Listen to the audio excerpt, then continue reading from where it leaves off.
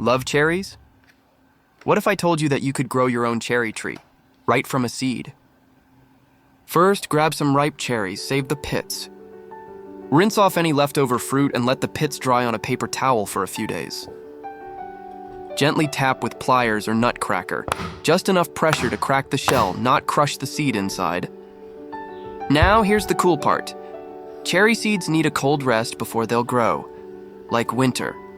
Wrap them in a damp paper towel, seal in a plastic bag, and refrigerate for 8 to 12 weeks.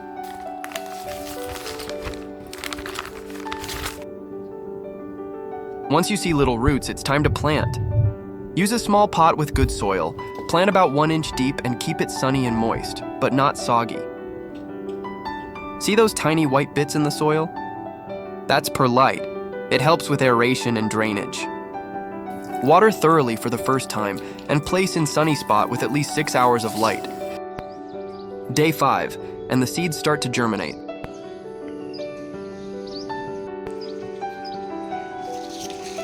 When your cherry seedling reaches 3 to 4 inches tall, it's time for a big move. Either plant it in a larger pot with fresh soil and good drainage, or move it into the ground if the weather's warm and frost-free.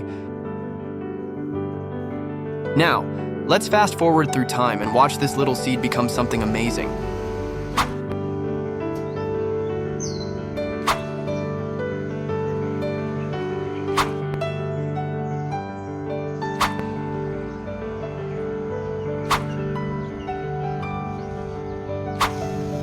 Day 133.